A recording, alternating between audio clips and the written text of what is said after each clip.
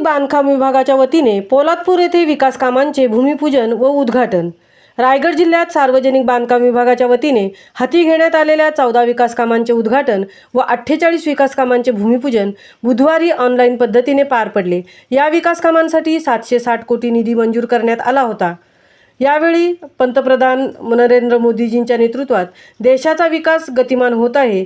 मोदीजींचा आदर्श घेऊनच महाराष्ट्रात मुख्यमंत्री एकनाथ शिंदे आणि उपमुख्यमंत्री देवेंद्र फडणवीस व उपमुख्यमंत्री अजित पवार यांच्या नेतृत्वाखाली राज्य सरकार विविध प्रकारची विशेषतः पायाभूत सुविधा उभारणीची विकास कामे गतिमान पद्धतीने करीत आहे, असे यावेळी मंत्री रवींद्र चव्हाण बोलताना म्हणाले।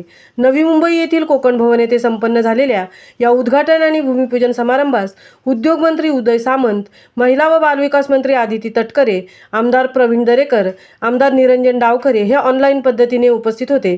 तसेच शासकीय विश्रामगृह पोलादपूर येथे व तालुक्यातील बोरज फाटा येथे ऑनलाईन पद्धतीने पोलादपूरकरांनी या सोहळ्यात सहभाग घेतला। यावेळी बोरज देवळे रस्त्यावरील सावित्री नदीवरील मोठ्या पुलाचे बांधकाम करणे, कापडे पितळवळी बोरगर कामथे रस्त्यावरील सावित्री नदीवर मोठ्या पुलाचे बांधकाम करणे, कापडे पितळवाडी बोरगर कामथे रस्त्यावरील नदीवरील मोठ्या पुलाचे बांधकाम करणे, पोलादपूर शहरात नवीन शासकीय विश्रामगृहाचे बांधकाम करणे या कामांचे भूमिपूजन करण्यात आले।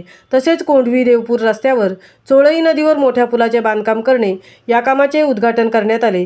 यावेळी पोलादपूर बोरज फाटा येथे रायगड जिल्हा परिषद माजी उपाध्यक्ष चंद्रकांत कळंबे, भाजप तालुका अध्यक्ष तुकाराम केसरकर आदी मान्यवर, तसेच पोलादपूर शासकीय विश्रामगृह येथे पोलादपूर नगरपंचायत नगराध्यक्षा सोनाली गायकवाड, उपनगराध्यक्ष नागेश पवार, सार्वजनिक बांधकाम उपअभियंता अमृत पाटील, भाजप रायगड जिल्हा उपाध्यक्ष मनोज भागवत, जिल्हा कार्यकारिणी सदस्य राजन धुमाळ, नगरसेविका अंकिता निकम, नगरसेवक मनोज प्रजापती, विनायक दीक्षित, शिवसेना तालुका प्रमुख निलेश आहिरे, शहर प्रमुख सुरेश पवार, भाजप शहराध्यक्ष राजा दीक्षित, भाजप महिला आघाडीच्या माई शेठ, कलिका अधिकारी आदी मान्यवर उपस्थित होते। महामुंबईसह धनराज गोपाळ, पोलादपूर।